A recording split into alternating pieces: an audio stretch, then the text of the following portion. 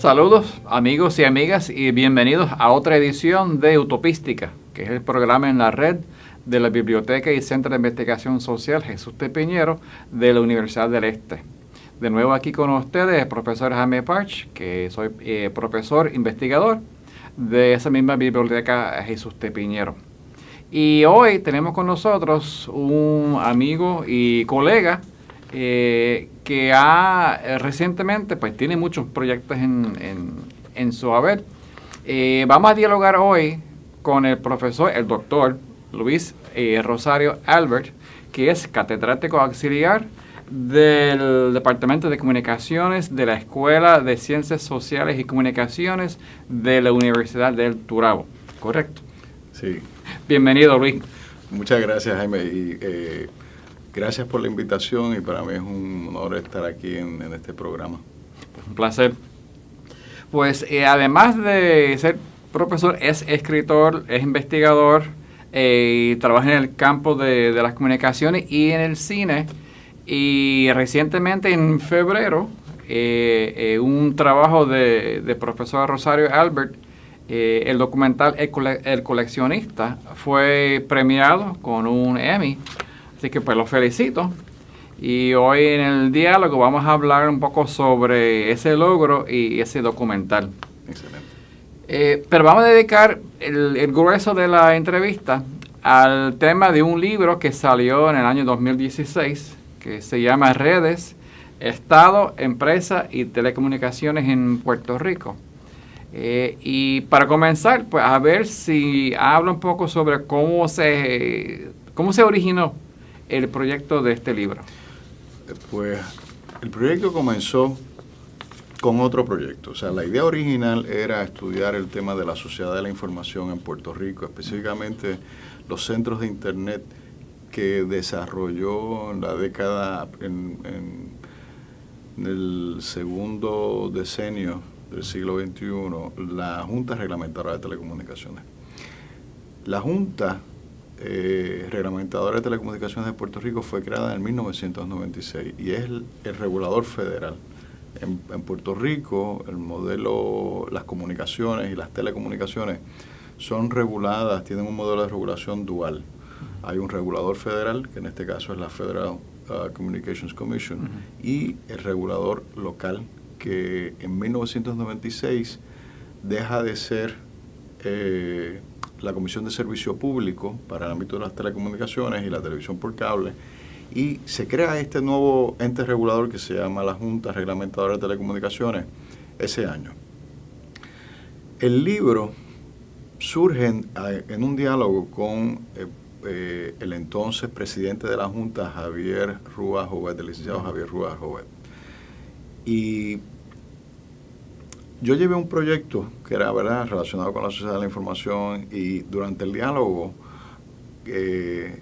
señalo que 1996 también, o el año 2016, es un año importante porque es el aniversario de la Ley Federal de Telecomunicaciones de ese mismo año.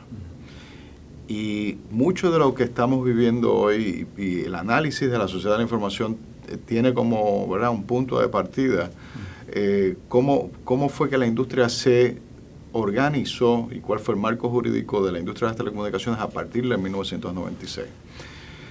Y ahí es que caemos en cuenta que también era una fecha importante, el 2016, porque era el 20º aniversario de la Junta Reglamentadora de Telecomunicaciones.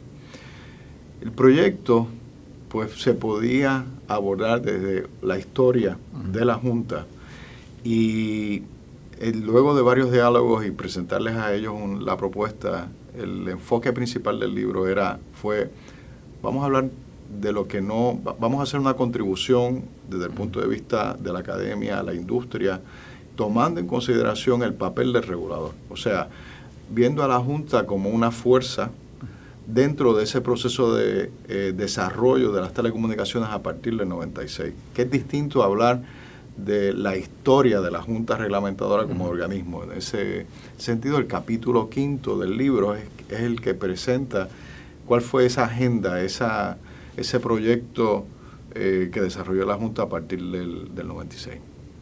Pues, hablando del libro, entonces, el primer capítulo, pues como la historia es mi campo, me gustó muchísimo porque es precisamente pues, el trasfondo histórico, ¿no?, de las telecomunicaciones en Puerto Rico.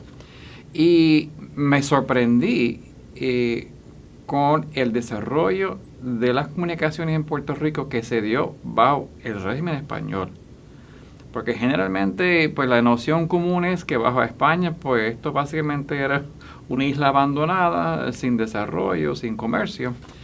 Y para mi sorpresa vi que ya se estaba desarrollando un sistema de comunicaciones bajo España. ¿Puede hablar un poco sobre qué se dio bajo el régimen español aquí? Pues mira, el periodo español de la soberanía española en relación con las telecomunicaciones se puede ver de dos puntos de vista. Primero, la red de telecomunicación interna o nacional en Puerto Rico. Y ya bajo la soberanía española, antes del cambio de soberanía, hay una red. Esa red conecta ¿verdad? Está pensada primeramente para fines militares y de gobierno, cohesión, organización del Estado en Puerto Rico. Pero esa es la red que recibe, ¿verdad?, o que hereda el gobierno norteamericano tras el cambio de soberanía. O sea que cuando hablamos de la red de telecomunicaciones interna en Puerto Rico, hay que hablar de ese periodo de la soberanía. El autor, que ahora una de las fuentes de este libro es un autor español que habla desarrolló su tesis doctoral sobre el tema de las comunicaciones y la transportación marítima del correo en Puerto Rico, una tesis muy buena. Y muchos de los datos vienen de esta aportación de este autor. Pero lo interesante es que cuando miramos qué había antes de la llegada de los Estados Unidos, vemos que hay una red de telecomunicaciones en su lugar y que hay comunicación entre Puerto Rico y la metrópoli en España a través de Cuba. O sea, cuando miramos, el otro enfoque es las telecomunicaciones a nivel regional. Cómo se desarrolla el cable transoceánico, transatlántico, ¿verdad? Pero eso es, ¿verdad? Desde el punto de vista de cuál era el desarrollo de las telecomunicaciones en Puerto Rico, pues había un sistema telegráfico. Existía esa red. Había un servicio de telefonía en ciernes, ¿verdad? Limitado en el área ¿verdad?, principal de la capital. Y yo creo que ahora, mirando a ese momento, el desarrollo, quizás ¿verdad? Hay que investigar más sobre este periodo de la soberanía española, y se han hecho contribuciones, por ejemplo, tesis doctorales desde que realizadas en el Centro de Estudios Avanzados de Puerto Rico, Centro de Estudios Avanzados de Puerto Rico y el Caribe, otras tesis en el Departamento de Historia de la Universidad de Puerto Rico. O sea que el tema ha sido investigado, quizás no ha tenido la suficiente difusión. Y el libro en ese sentido trata de reconocer también esa historia y las aportaciones de esos historiadores. Pues entonces, si pasamos entonces al régimen de Estados Unidos, menciona y analiza un poco la figura de dos hermanos que aportaron muchísimo, realmente a nivel internacional, a las telecomunicaciones, que son los hermanos Ben, Hernán y Sóstenes, que me parece que aquí, fuera del puente de dos hermanos, son figuras desconocidas, ¿no? Los hermanos Ben son un punto para la investigación, para continuar su investigación sobre su trayectoria. Autores norteamericanos, españoles, han escrito sobre la aportación, ¿verdad?, de los hermanos Sóstenes y Hernán Ben a través de la International Telephone and Telegraph, la ITT, AT&T. Cuando miramos el nacimiento de esa empresa, vemos que la empresa surge como resultado de la integración de los activos de la Puerto Rico Telephone Company y la Cuban Telephone Company. Ambas eran empresas de los hermanos Penn. Se crea este conglomerado, o esta primera empresa, ITT, y ITT, su primer gran proyecto de desarrollo internacional fue en España. Fue con Telefónica, con la CTN en España. La compañía de teléfonos nacional de España. Los hermanos Penn adquieren la exclusividad para desarrollar una red en España, y eso fue el trampolín para el desarrollo de lo que ellos llamaron un proyecto para crear a través de la América Latina, Europa, un sistema de comunicación internacional que tenía como centro a la ITT. Ellos alcanzaron eso, alcanzaron un gran avance en el desarrollo de las telecomunicaciones, pero claro, hay que pensar también que las telecomunicaciones son una fuente de poder político. Sí. Y ellos, pues, también, algunos de, se ha escrito, se ha hablado, se ha investigado sobre el papel particularmente de Sostén Penn y de la ITT en distintos momentos a través de la historia del siglo XX. Sí, sí. Pasando en ese mismo siglo XX, llegamos a los años 40 y la figura de Tocqueville y la intervención más amplia y más directa del Estado en las telecomunicaciones, ¿no? Y se establece, por ejemplo, la Autoridad de Comunicaciones. ¿Qué significó en términos de la red de comunicaciones en la isla esta intervención directa del Estado en las telecomunicaciones? Importante, porque Tocqueville venía con una filosofía y un programa de gobierno para tratar de modernizar el Estado colonial. Recordemos que en 1942 todavía Puerto Rico es declaradamente una colonia. Y en el contexto de la guerra se ocurre este proyecto de modernización de Puerto Rico, muy, de la mano de Tocqueville y de un proyecto pensado por Redford G. Tocqueville, con el apoyo político de otras figuras como Luis Muñoz Marín como presidente del Senado. Recientemente, viendo y escuchando conversaciones en el Bohío del licenciado Duprey, hay unas entradas en el libro en donde Muñoz le pregunta, este libro habla sobre los diálogos de Roberto Sánchez Vilellas y Luis Muñoz Marín en 1965, creo. Y Muñoz Marín dice que el proyecto de modernización en Puerto Rico tenía como punto, uno de los primeros ejemplos que da es la administración de la transportación y la autoridad de transportación y la autoridad de comunicaciones. O sea, es interesante que Muñoz, cuando Sánchez le pregunta sobre ese proceso, los primeros dos que recuerda es la transportación y las telecomunicaciones. Y Tocqueville conocía de la figura de Ben y de la forma en que Ben manejaba sus arreglos, para obtener, ganar franquicias, ganar contratos de exclusividad para desarrollar compañías de teléfono en distintas partes del mundo. Eso era ya conocido, y durante la Segunda Guerra Mundial, pues, la ITT fue un centro de escucha para la inteligencia norteamericana. O sea, recordemos que en Puerto Rico, en 1942, la ITT ya tenía una estación de radio.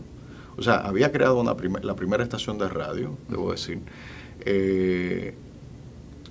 y tenía el servicio de telégrafo, compartía el servicio del telégrafo con la autoridad, en aquel entonces el negociado del telégrafo insular, y a partir del 42 el negociado del telégrafo insular pasa a ser un componente de la Autoridad de Comunicaciones de Puerto Rico.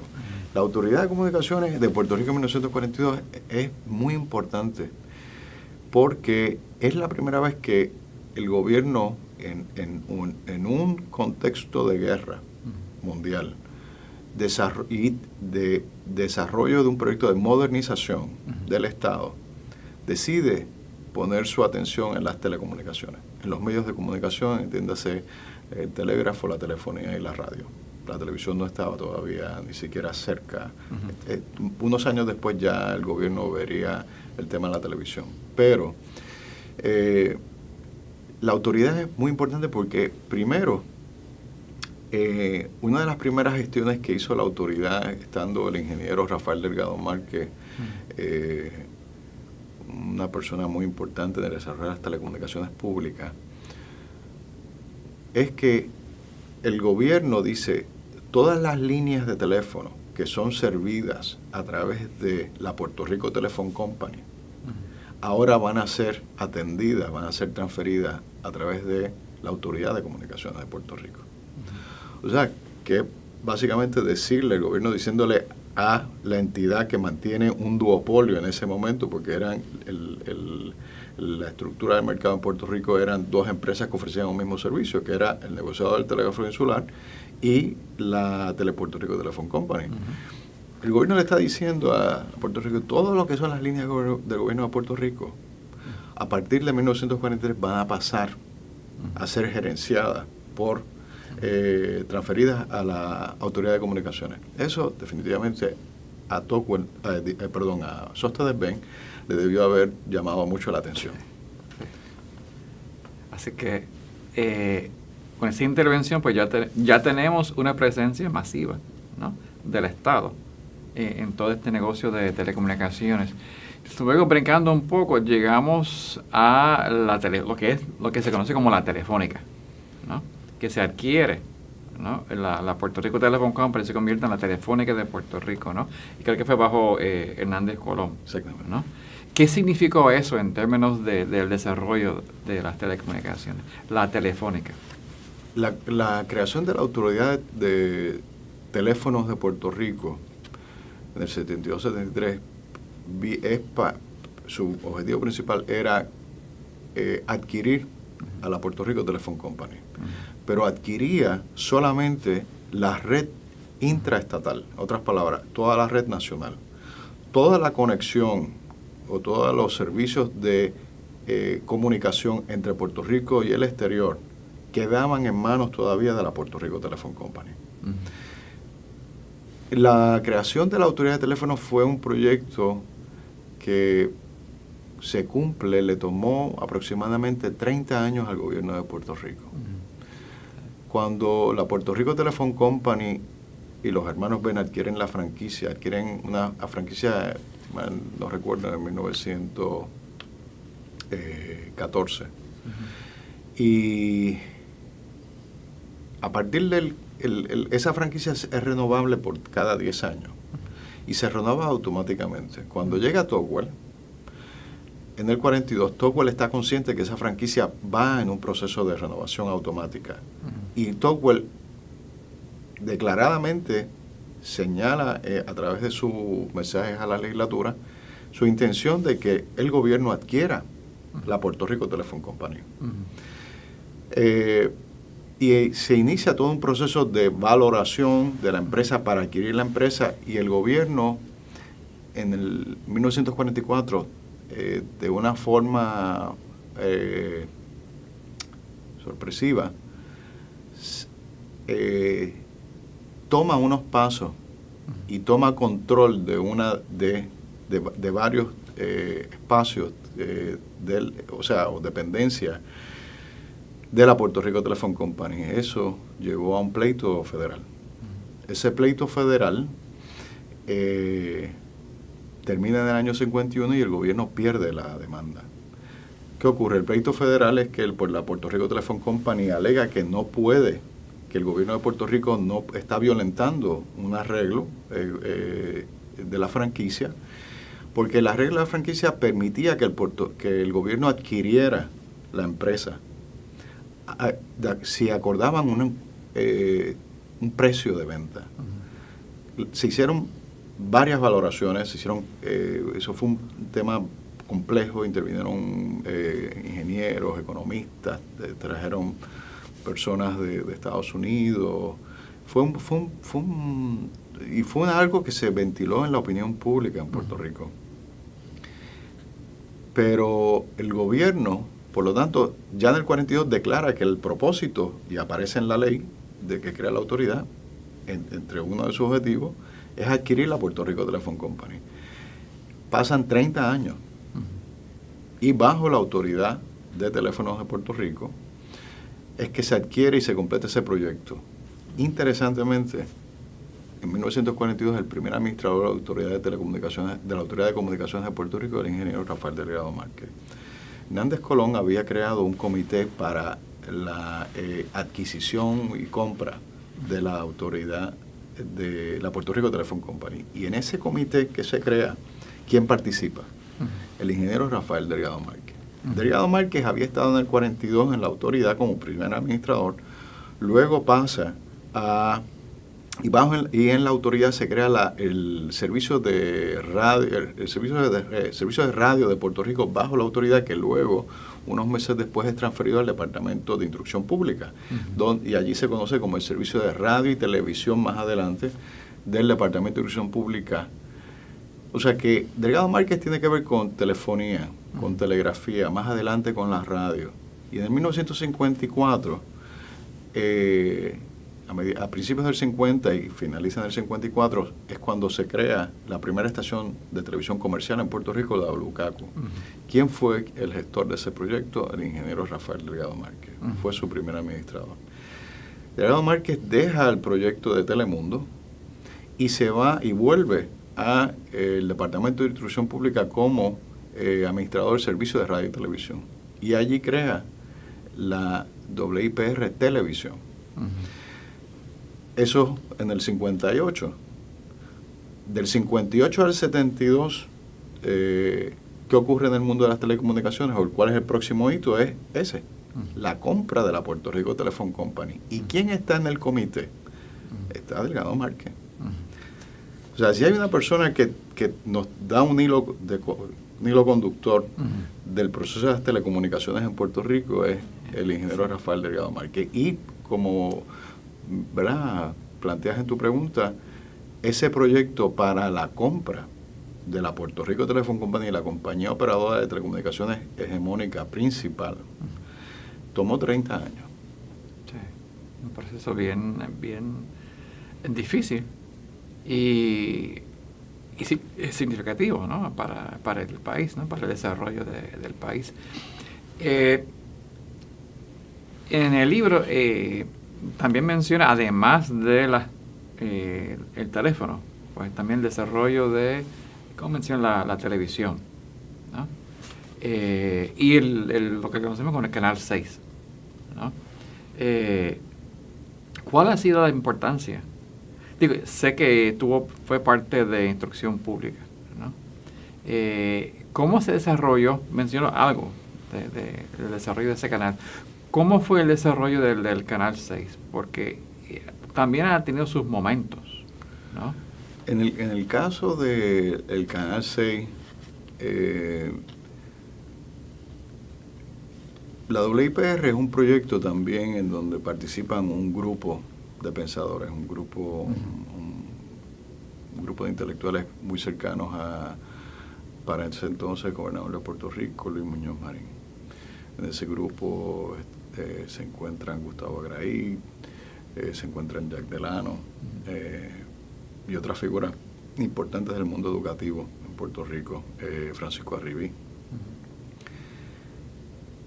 Y la WIPR, pues, es muy importante su aparición en el 58 porque representa una oferta educativa basada en la educación, en la información.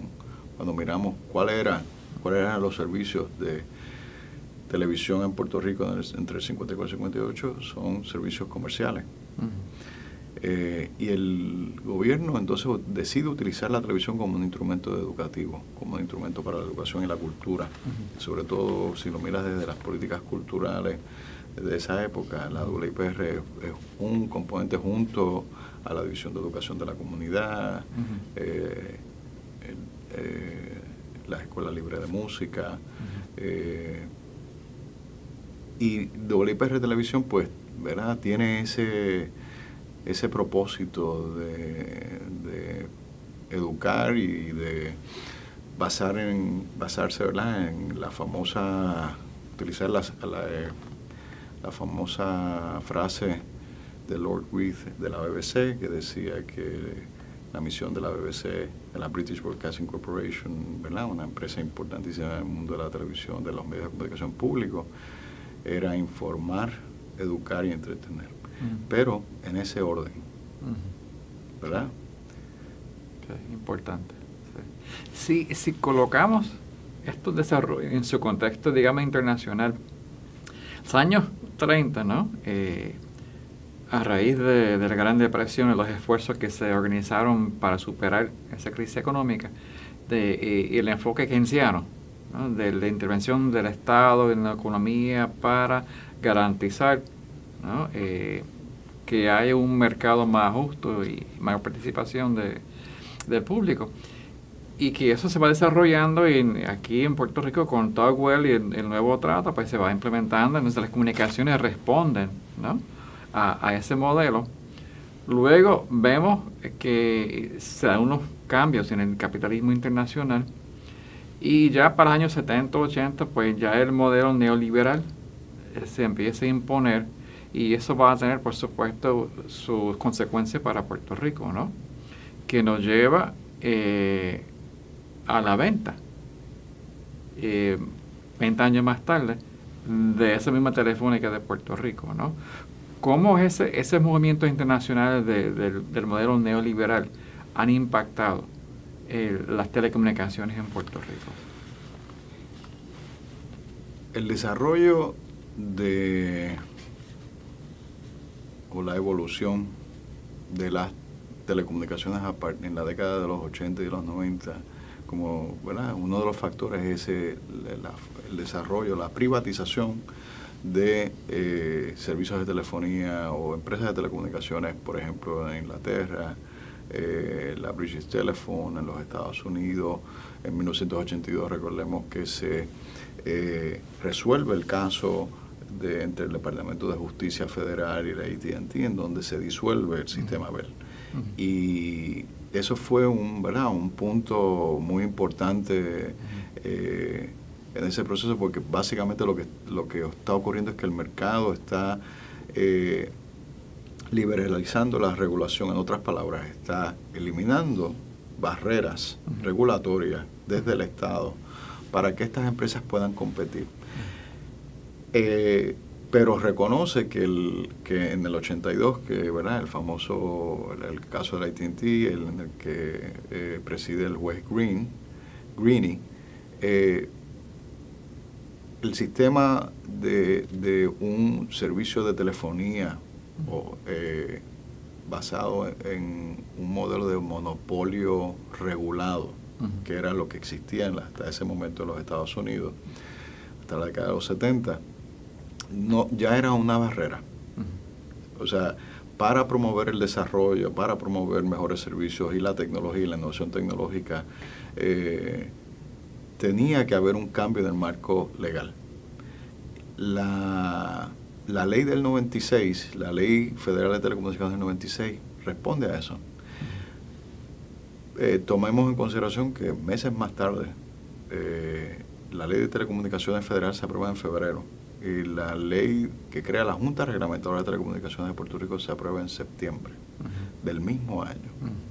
O sea que hay un proyecto coordinado desde el gobierno local con lo que está ocurriendo a nivel federal. En el 72-73, cuando se crea la autoridad y la autoridad adquiere a la Puerto Rico Telephone Company, entre esos 20 años, 20 y pico de años en que la autoridad aunque el gobierno mantiene es el principal proveedor de servicios de telefonía. Es importante recordar que está la Puerto Rico Telecom Company, pero está la Autoridad de Comunicaciones de Puerto Rico, que provee servicios de telefonía en las áreas rurales en Puerto Rico. O sea, el mercado nacional se divide entre dos empresas, ambas del gobierno. Cuando miramos el 90 y esa fecha del 96, podríamos decir un antes y un después, ¿verdad? Mirar las telecomunicaciones antes del 96 y posterior a la fecha del 96, por lo menos en el aspecto regulatorio.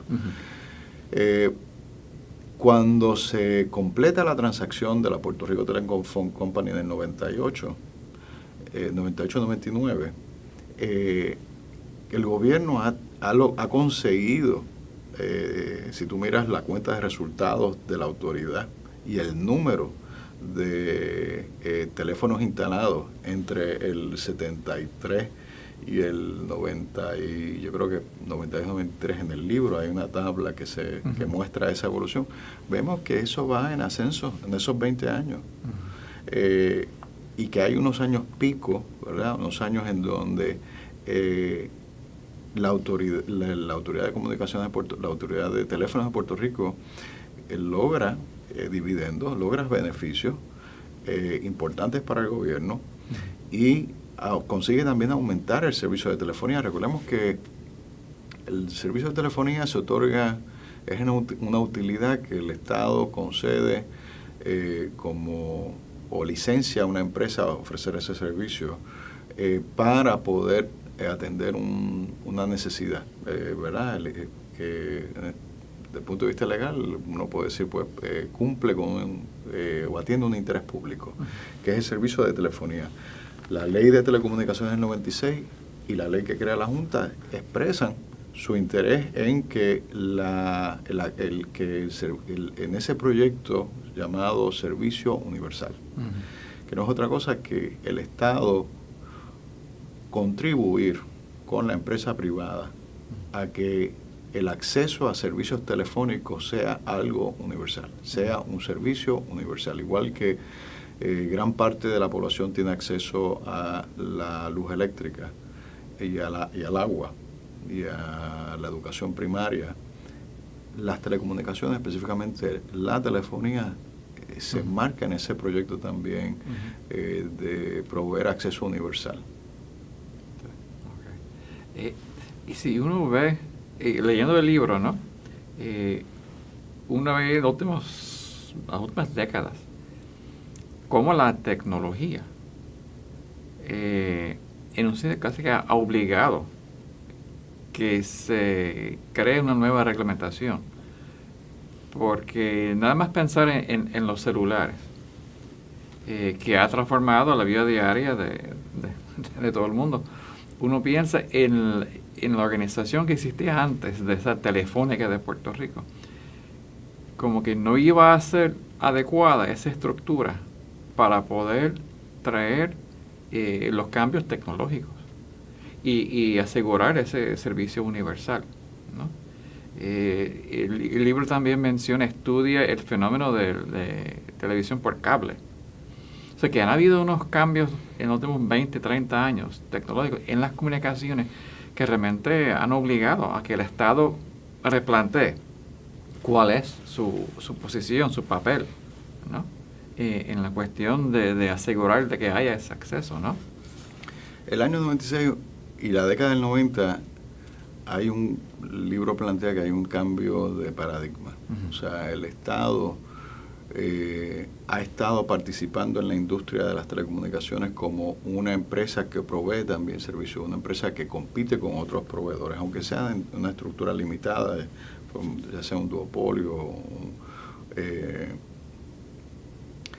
Pero en esa década del 90, el Estado, ya desde el 92, con la administración de Rafael Hernández Colón, se habla y se consigue la venta de lo que eran los servicios servicios internacionales o interestatales, se conocen también para el público, ¿verdad?, que nos ve y nos escucha. Cuando hablamos de servicios intranacionales, estamos hablando de servicios dentro de la geografía de Puerto Rico, y los servicios internacionales son desde Puerto Rico al exterior.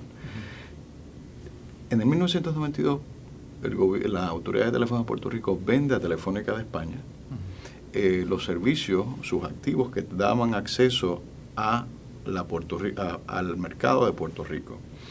O sea que el proceso de privatización de la Puerto Rico Telephone Company comienza precisamente con quien la adquiere en 20 años, o 30, 20 años antes, con la figura del ex gobernador Rafael Hernández Colón. Una de las razones que explican ese cambio de qué paradigma, llamamos a ese proceso una estrategia de retiro del gobierno en el mercado de las telecomunicaciones, deja de ser una industria que ofrece un servicio para convertirse en un regulador, definir su papel como regulador de esa industria, porque es admitir también que el gobierno o esa empresa del gobierno no va a poder estar en condiciones para competir adecuadamente en el futuro. El rol del gobierno no es necesariamente competir con la empresa privada. Y una de las ideas detrás de la venta de Telefónica de Puerto Rico y de más adelante la Puerto Rico Telephone Company en el 92 y luego en el 99 fue abandonar lo que había sido el rol del gobierno desde el 42 hasta el 99, y era participar como empresa que ofrece ese servicio en competencia.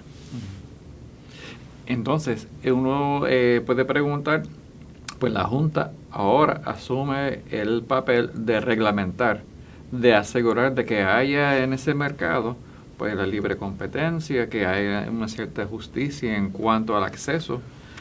¿Cómo le va? Ya son 20 años, no más de 20 años de historia de la Junta. ¿Cómo le va a la Junta esa tarea de vigilar ese mercado de telecomunicaciones? Pues mira, el 5º capítulo del libro aborda la agenda de la Junta Reglamentaria de Telecomunicaciones en esos 20 años. El primer capítulo, como mencionaste, habla sobre, que es el capítulo que más me gusta del libro. A mí también. Es el capítulo más largo, y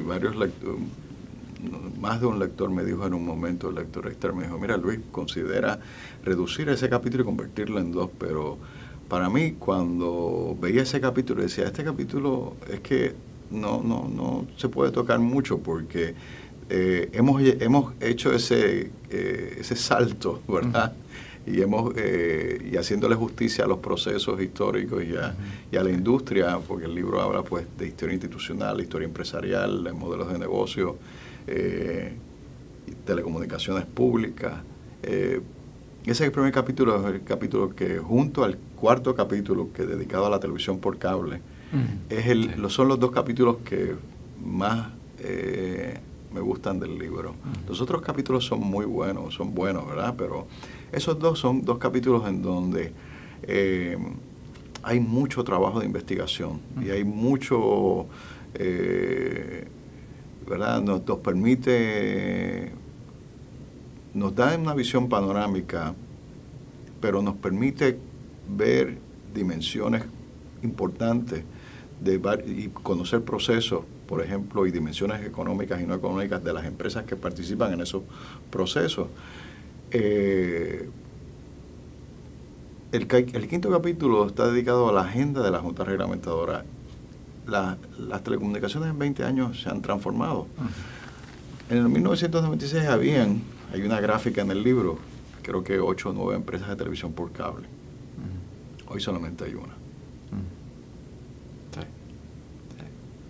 Que es un monopolio.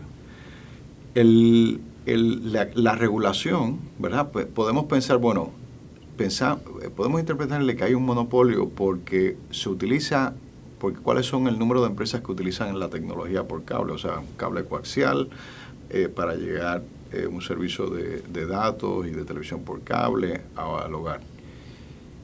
Pero el regulador federal propone otro marco jurídico, propone otra interpretación, y es que no lo ve como un monopolio, porque se entiende por qué puede ser un monopolio si pensamos en la tecnología. ¿Cuántas empresas usan esa tecnología? Y vemos que solamente hay una. El regulador federal, FCC, propone: el mercado de la televisión por cable no se da en el vacío, está en competencia con otras ofertas como IPTV, como televisión por satélite. Por lo tanto, no hay un monopolio desde el punto de vista de los servicios disponibles para tú tener acceso a la televisión, a otros servicios de televisión. Todos estos servicios de televisión son ofertas de pago. Y en ese sentido, es el hecho de que sea un servicio de pago lo que las coloca en iguales, en esa misma categoría, y por lo tanto vemos que si vamos a los servicios de televisión de pago, vemos que hay Dish TV, Direct TV, vemos que está Liberty en Puerto Rico, vemos que están las ofertas de Over the Top Television, OTT, ofertas como Netflix, Hulu, YouTube Premium. O sea, el regulador federal dice, hace 20 años podríamos mirar eso de este modo, pero la tecnología ha avanzado tanto que las empresas que antes eran exclusivamente de telefonía, ahora son también de contenido. Y las empresas de contenido también ofrecen telefonía. El caso de AT&T, ¿verdad? Hace unos meses AT&T adquiere a DirecTV. Y ese proceso comenzó en la década del 96 con ambas leyes. Se reconocen que las empresas de telecomunicaciones y los operadores de cable básicamente son la misma empresa. ¿Por qué son la misma empresa? Porque van a estar ofreciendo los mismos servicios, el famoso triple play, quadruple play, servicio de telefonía, servicio de internet, servicio de televisión. No, y uno ve que y los que proveen estos servicios, todos son internacionales. O sea, uno se pregunta cuánta injerencia puede realmente tener la Junta sobre la presencia de estas corporaciones multinacionales en Puerto Rico, ¿no? Me parece que su área de acción es limitada. Es limitada. O sea, el hecho de que todas estas empresas, por ejemplo, quizás la más importante de las últimas transacciones del mercado de las telecomunicaciones en Puerto Rico fue la compra de la Puerto Rico Telephone Company por Claro. Claro es la empresa de telefonía móvil líder en América Latina. Y su modelo de negocio está apoyado no en redes alámbricas o redes de cobre, sino en telefonía móvil. Si vemos el desarrollo de las telecomunicaciones en Puerto Rico, el desarrollo de la telefonía de líneas telefónicas, vemos que ha habido un avance importante y favorable para la telefonía móvil. Las líneas telefónicas alámbricas son las que han ido en picada. Y en la Junta, ¿cuáles son los ámbitos de regulación de la Junta? Pues la Junta, una de sus áreas de actuación es que las empresas que están en esta industria compitan en igualdad de condiciones. Un pleito que se habla en el libro que se da dentro de la industria, pero que afecta a los consumidores, es el famoso pleito de la K2. La K2 es un pleito básicamente en donde, siendo la Puerto Rico Telephone Company el operador principal en las telecomunicaciones, en otras palabras, toda llamada entre un municipio y otro, y una casa y otra, era a través de la red de la Puerto Rico Telephone Company. Por lo tanto, empresas de telefonía como Singular en aquel momento y otras se encuentran, Sprint, se encuentran con el dilema de que el acceso a la red de la Puerto Rico Telephone Company tiene un costo elevado. Y ese costo elevado, se transfiere al consumidor. Y la premisa, ¿verdad?, de la ley de telecomunicaciones del 96 federal, particularmente, es que se favorecía o se promovía la interconexión. En otras palabras, una empresa de telecomunicaciones debería tener capacidad para interconectarse con la red de telefonía del operador principal de un estado. En este caso, Puerto Rico, la Puerto Rico Telephone Company. Ese pleito tomó años y finalmente pues la Junta prevaleció. Y entonces, ¿qué hace la Junta? La Junta se fija mucho en que las empresas compitan en igualdad de condiciones, y un ejemplo de eso fue el pleito de la CADO. Otra área es la calidad de los servicios. El usuario o el consumidor, de no tener una resolución satisfactoria a través del procedimiento administrativo que ofrecen las empresas para atender una querella, la Junta se convierte en el último recurso del consumidor para atender un pleito o una queja sobre servicios de telecomunicaciones. O sea que la Junta, además de atender temas de la industria, atiende temas del consumidor. Vemos que los temas del consumidor, por ejemplo, el número de querellas, pues es un número un tanto limitado. Podría interpretarse de que sea limitado o pequeño es porque las cosas funcionan bien, pero no necesariamente es así, ¿verdad? La Junta tampoco, habría que analizar el número de querellas que reciben estas empresas. Pero la Junta tiene su ámbito de actuación, su jurisdicción en el teléfono móvil, en el teléfono alámbrico y en la televisión por cable es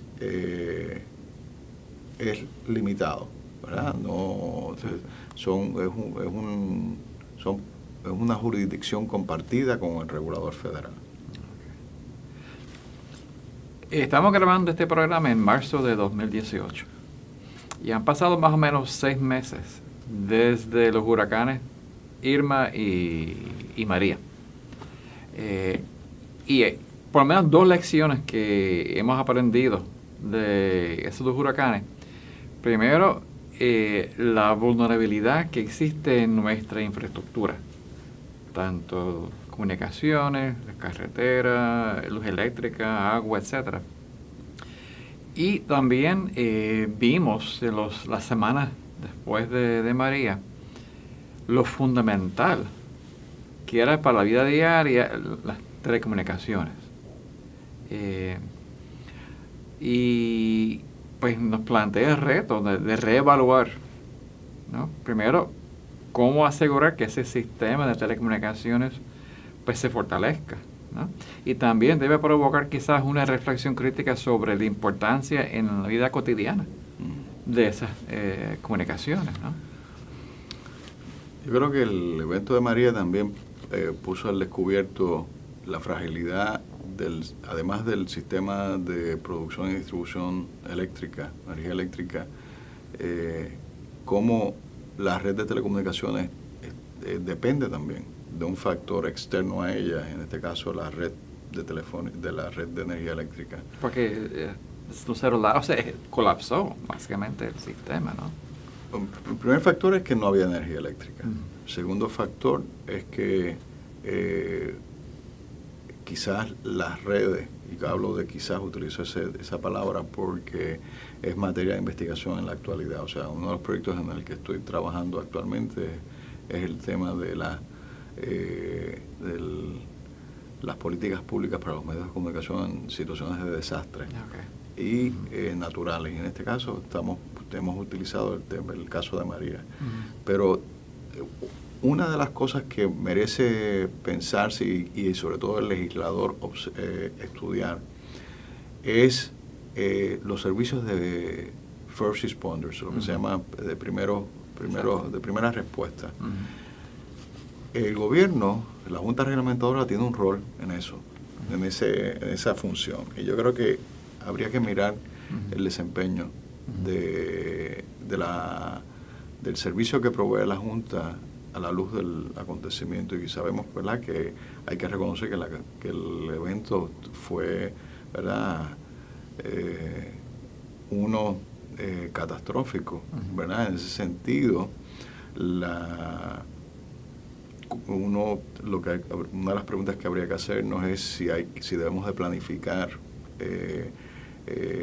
si el legislador y la Junta debe de pensar en un proceso de planificación, de reevaluación de su red y de las redes de comunicaciones de emergencia, tomando en consideración que luego de caída de la red, el único servicio que estuvo en pie para el público en general fue la radio. Exacto. Y la radio no es un servicio regulado por la Junta.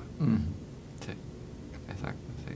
Hemos visto eso cada vez que hay un huracán, ¿no? Y la gente pues recurre de nuevo a la radio para enterarse, para comunicarse, ¿no? Y realmente había cierto grado de desespero en la población al caer el sistema, ¿no?, de telecomunicaciones, ¿no? Que de nuevo nos trae a reflexionar sobre el papel fundamental en la vida diaria, ¿no?, de una cosa tan sencilla como un celular, ¿no? Me acuerdo de cientos y cientos de automóviles estacionados en la autopista buscando señal. O sea que realmente es una sociedad, no digo adicta, pero que necesita, aparentemente, ¿no? Y una población que se ha acostumbrado a vivir con el celular, ¿no? Y sin él no hay vida, ¿no?, aparentemente. Pero bueno, quiero hablar un poco antes de terminar sobre el proyecto del documental Coleccionista.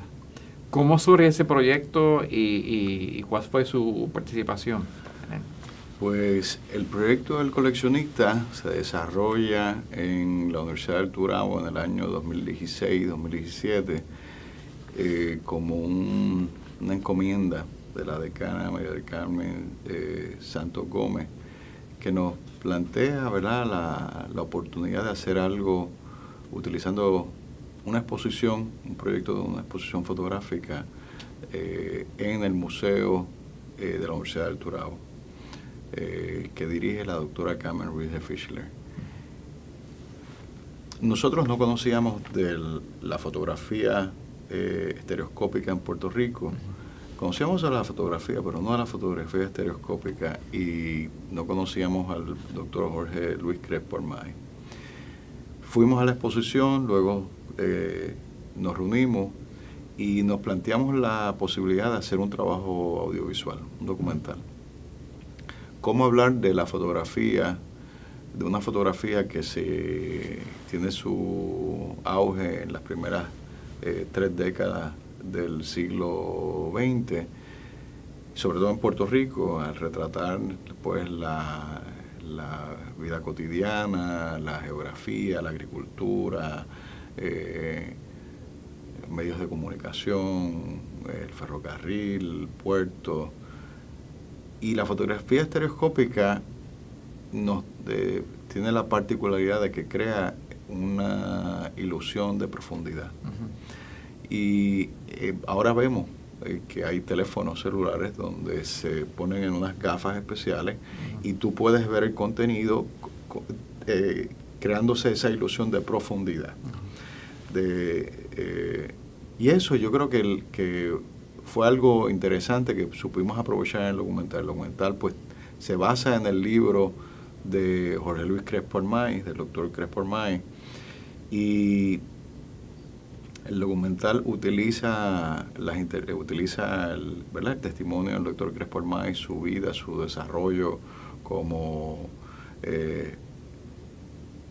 investigador y como coleccionista. Por eso se llama el título de la pieza de coleccionista, porque tratamos de hablar un poco de la vida del doctor Crespo Armay y de situar, ¿verdad?, el valor de lo que es el coleccionismo en la historia de Puerto Rico, y en este caso de la fotografía.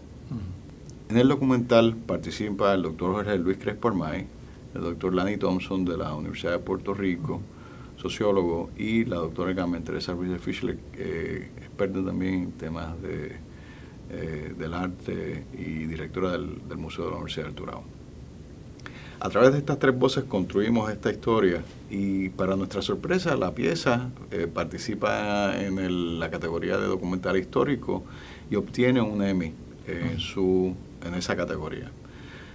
Y verdad, son de esos momentos gratos en donde es posible hablar de historia de forma amena, entretenida, y lo interesante del premio Emmy es que estos son, verdad, los jueces, el jurado de este concurso son profesionales también de las telecomunicaciones fuera de Puerto Rico, que evalúan los trabajos.